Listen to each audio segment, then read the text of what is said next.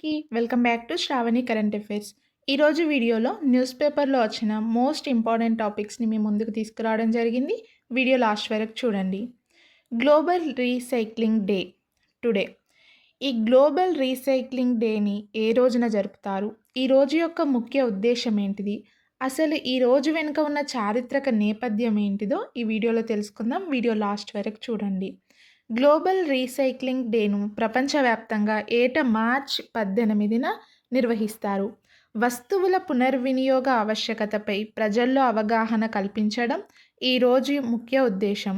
అంతేకాక భూమిపై నానాటికి పెరుగుతున్న కాలుష్యం, వ్యర్థాల గురించి తెలుపుతూ వాటిని తగ్గించడంపై ప్రజలను చైతన్యవంతులుగా చేస్తుంది. గ్లోబల్ రీసైక్లింగ్ డే చారిత్రక నేపథ్యం చూద్దాం ఇప్పుడు. గ్లోబల్ రీసైక్లింగ్ డేను 2018 మార్చ్ 18న గ్లోబల్ రీసైక్లింగ్ ఫౌండేషన్ ప్రారంభించింది. భూమిపై ఉన్న సహజ వనరులను రక్షించడం, వృధాను అరికట్టడం, వస్తువులను పునర్వినియోగం లేదా వేరొక వస్తువుల తయారీలో వాటిని ఉపయోగించడం, పర్యావరణ కాలుష్యాన్ని తగ్గించడం లాంటి లక్ష్యాలతో గ్లోబల్ రీసైక్లింగ్ ఫౌండేషన్ ఈ రోజును తీసుకొచ్చింది.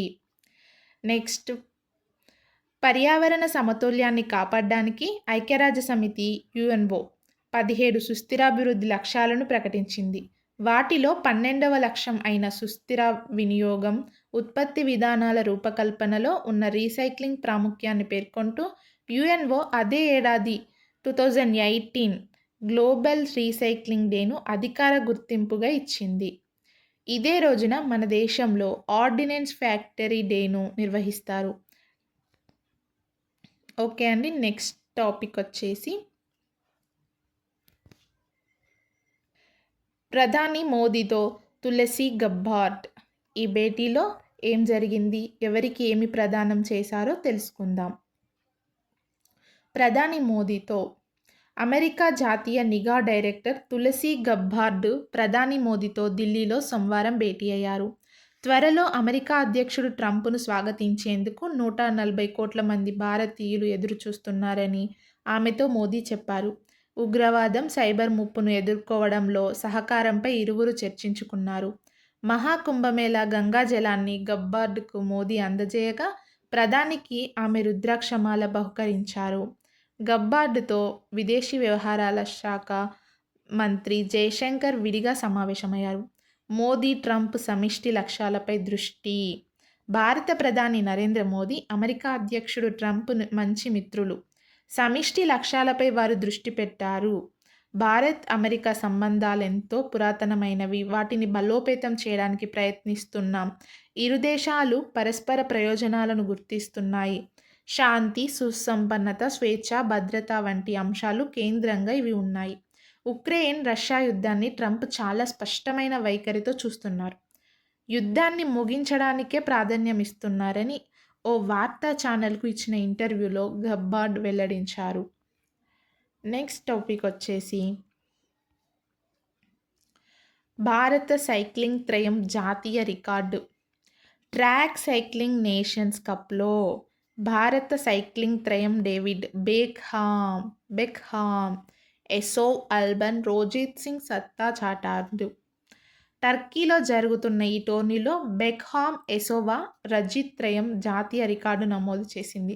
పురుషుల టీం స్ప్రింట్ను 44.187 సెకండ్లలో పూర్తి చేసిన భారత జట్టు పాత రికార్డు 44.451 సెకండ్స్ని తిరగరాసింది. అయితే ఈ రేసులో భారత బృందం 11వ స్థానం సాధించింది.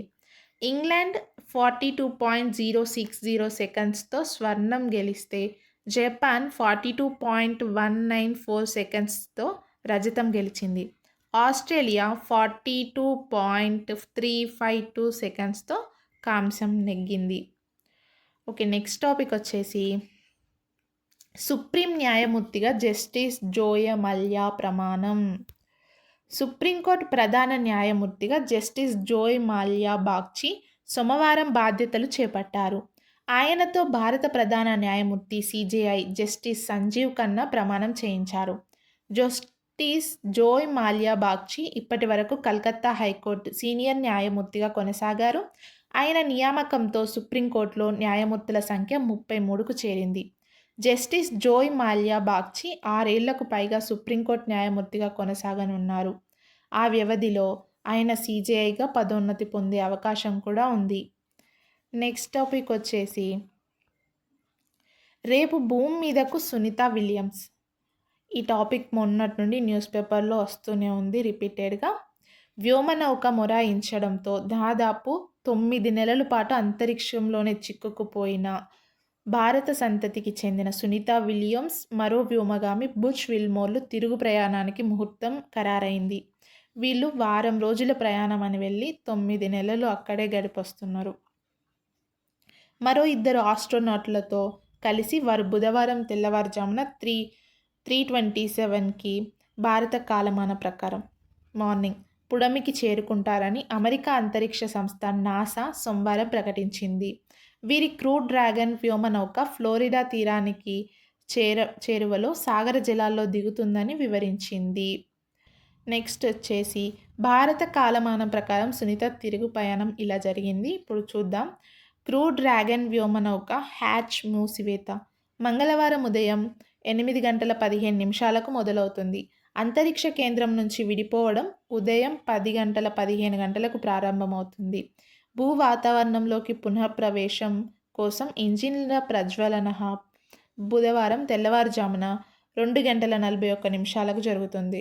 సాగర జలాల్లో ల్యాండింగ్ తెల్లవారుజామున 3:27 జరుగుతుంది. సహాయ బృందాలు రంగంలోకి దిగి క్రూ డ్రాగన్ను వెలికితీస్తాయి. ఈ కార్యక్రమాన్ని నాసా ప్రత్యక్ష ప్రసారం చేస్తుంది. భారత కాలమానం ప్రకారం మంగళవారం ఉదయం 8:15 నుంచి ఇది ప్రారంభమవుతుంది. ల్యాండింగ్ తర్వాత వ్యోమగాములను హ్యూస్టన్లోని జాన్సన్ స్పేస్ సెంటర్కు తరలిస్తారు. అక్కడ వారికి వైద్య పరీక్షలు నిర్వహిస్తారు. దీర్ఘకాల అంతరిక్ష యాత్ర తర్వాత వారి శారీరక స్థితిని పరిశీలిస్తారు. భూ గురుత్వాకర్షణ శక్తికి తిరిగి సర్దుబాటు అయ్యేలా నిపుణులు వారికి తోడ్పాటు అందిస్తారు. నెక్స్ట్ టాపిక్ వచ్చేసి టెస్ట్ అట్లాస్ జాబితాలో భారతీయ గార్లిక్ బటర్ నాన్కు మొదటి స్థానం, అలాగే తమిళనాడు పరోటాకు 6వ ర్యాంకు లభించింది. ఇదేంటో తెలుసుకుందాం. ప్రముఖ ఆహార ప్రయాణ సంస్థ టెస్ట్ అట్లాస్ ప్రపంచంలోని 50 ఉత్తమ బ్రెడ్ల జాబితా విడుదల చేసింది. ఇందులో భారత్కు చెందిన గార్లిక్ బటర్ నాన్కు మొదటి స్థానం లభించింది. తమిళనాడులో దొరికే పరోటాకు 6వ ర్యాంకు, ఉత్తరాది పరోటాకు 18వ ర్యాంకు దక్కాయి. ఈ జాబితాలో భటూరే వంటకం 26వ స్థానంలో నిలిచింది. ఓకే అండి, వీడియో నచ్చితే లైక్ చేయండి, షేర్ చేయండి, సబ్స్క్రైబ్ చేసుకోండి. అలాగే ఇలాంటి మరిన్ని యూస్ఫుల్ వీడియోస్ కోసం మన ఛానల్ని సబ్స్క్రైబ్ చేసుకోండి, ఫాలో అవుతూ ఉండండి.